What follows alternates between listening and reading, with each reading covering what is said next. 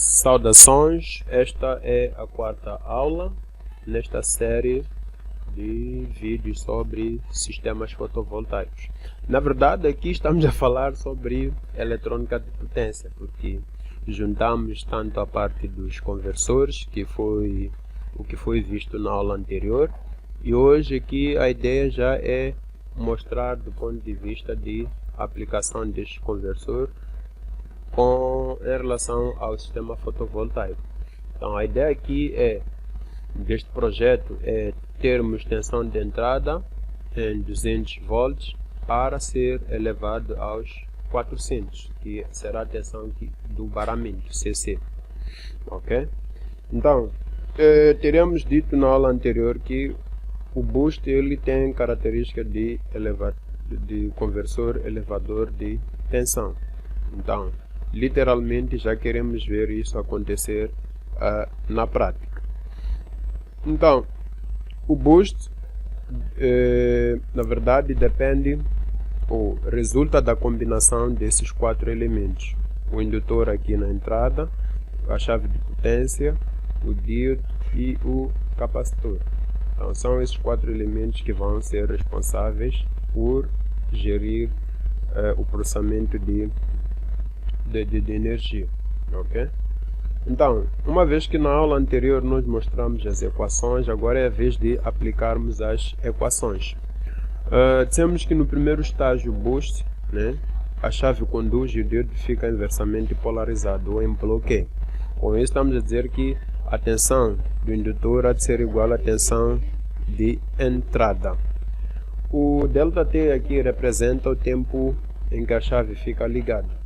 Então, também já podemos relacionar com o duty cycle, que é o ciclo de trabalho. O duty cycle aqui há de ser dado por 1 menos a tensão de entrada sobre a tensão de saída.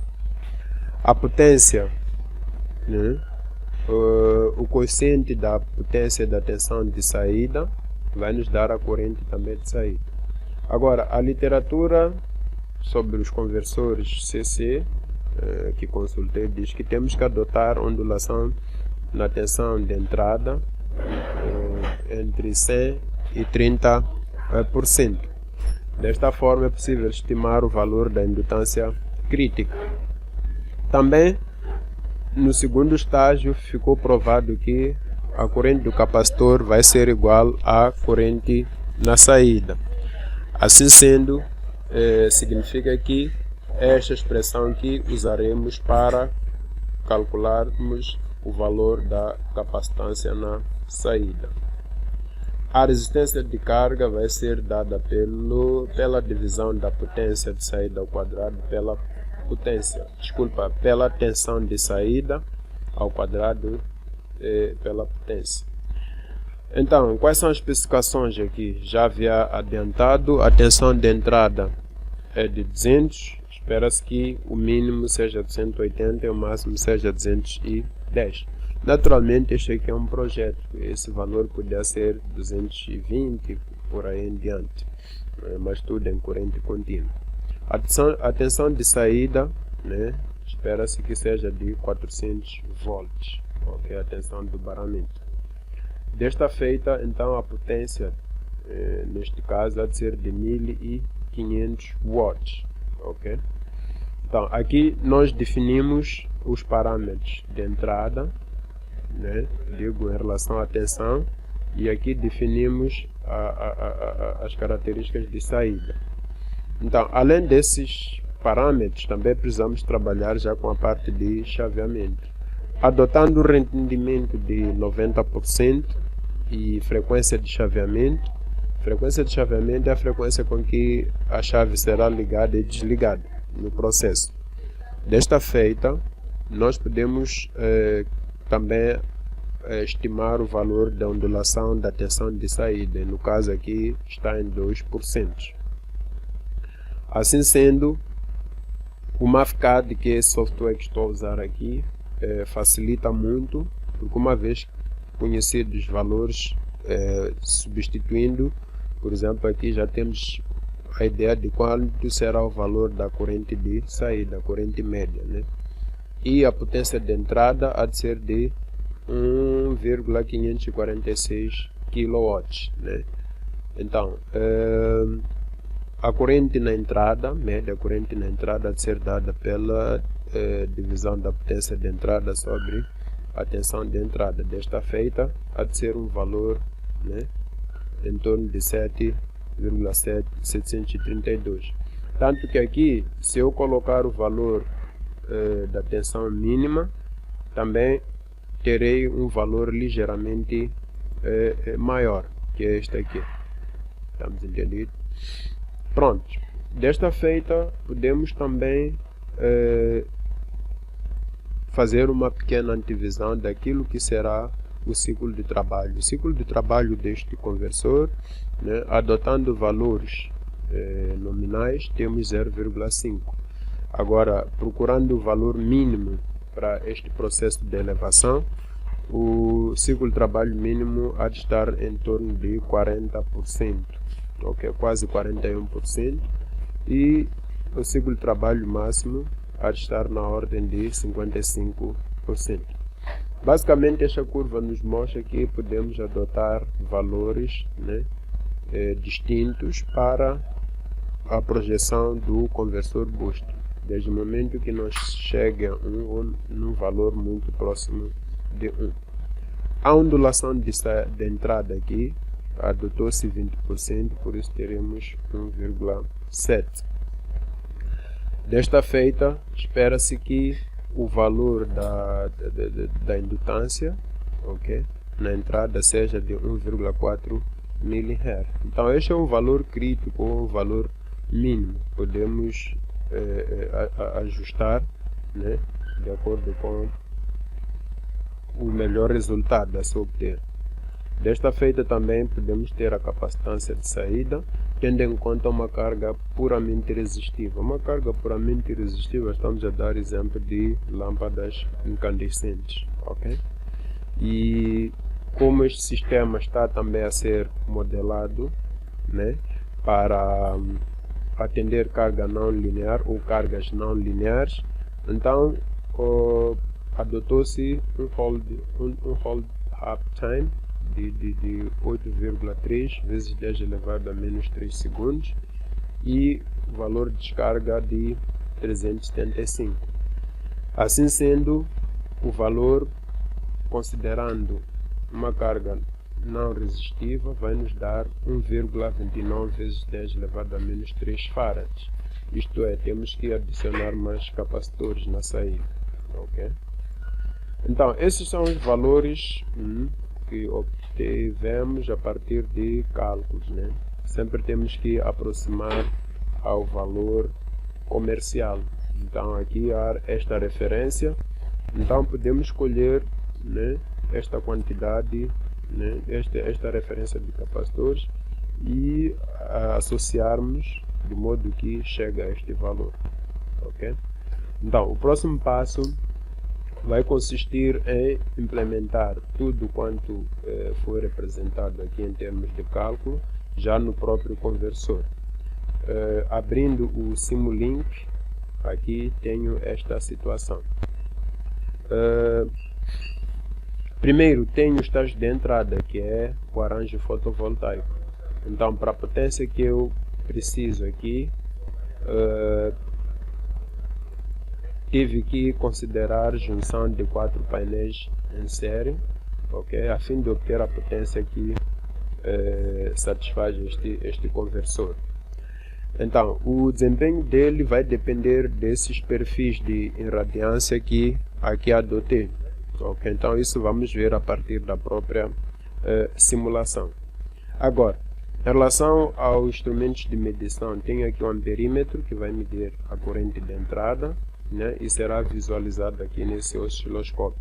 Ao mesmo tempo, será visualizado o valor da corrente no díodo e a corrente de saída.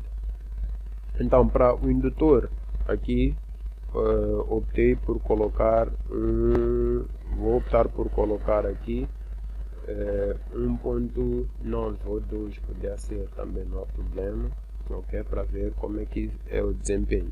Então aqui há de ser 1,9 vezes 10 elevado a menos 3, assim está. Então, a fim de garantir o chaveamento certo aqui na chave de potência, no caso é um IGBT, adicionei aqui o gerador de frequência. Este gerador de frequência, aqui no período temos que dividir pela frequência que nós queremos operar com ela. Então eu aqui estou a operar com 40 kHz, é por isso que estou a dividir por 40.000. E já adotei aqui uma percentagem de cycle ou ciclo de trabalho de 50%. Então, assim sendo, posso agora simular. Então, simulando aqui, ok. Simulando aqui, vamos ver alguns parâmetros aqui a variarem. Podemos ver que começam com 150, sobe um pouco, varia, mas depois vai estabilizar quando a irradiância for constante, esta de 1000 watts por metro quadrado, ok? Então, esta dinâmica vai depender da forma como tivermos definido o valor da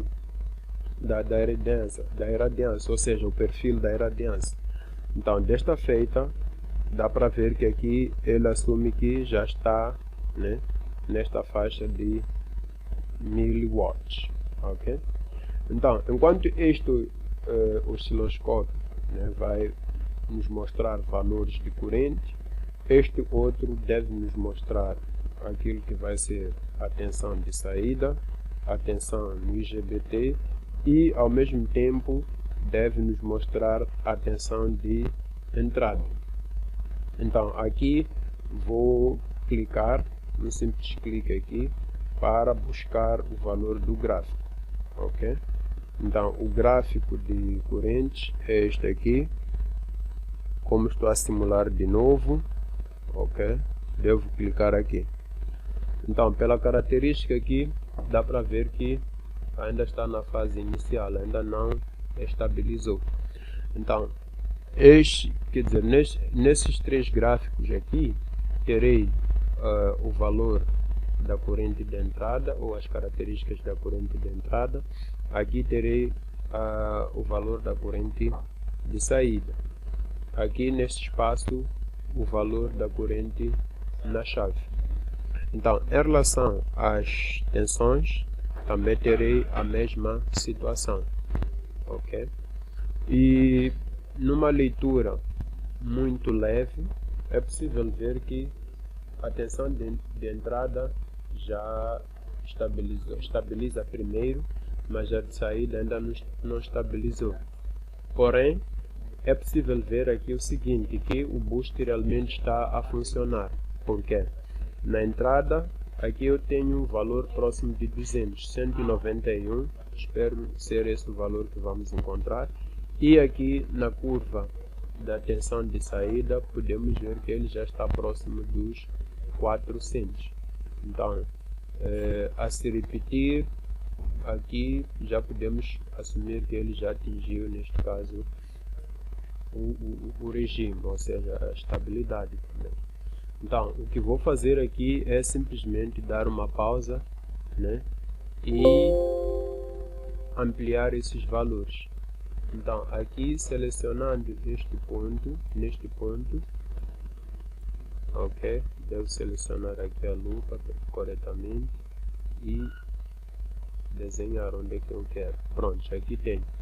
Então, basicamente aqui já nos mostra que a tensão de saída está em por aí 380. Então, para ter um ajuste mais realístico, ok, tem que pegar num ponto onde já estabilizou. Pronto, aqui está. Então, aqui temos a tensão de saída a variar de 380.8 e 381.6. Então aqui ainda posso selecionar, né, só para garantir mais filtragem, né, vou assim dizer. Então, perfeitamente aqui vê-se que a tensão de saída, né, é superior à tensão de entrada. E é esse o objetivo, ou é este o propósito de aplicarmos aqui o conversor boost. Deste lado aqui, eu tenho a tensão na chave, né, no IGBT. Este azul representa isso. Então posso também ampliar um pouco, só para vermos até onde vai. Próximo dos 400. Ok? A tensão de entrada, por sua vez, também posso filtrar mais para termos certeza realmente. Aqui está 191. Então quer dizer que a entrada é de 191 volts, que é ampliado para um valor médio, né, de 380, né, 380.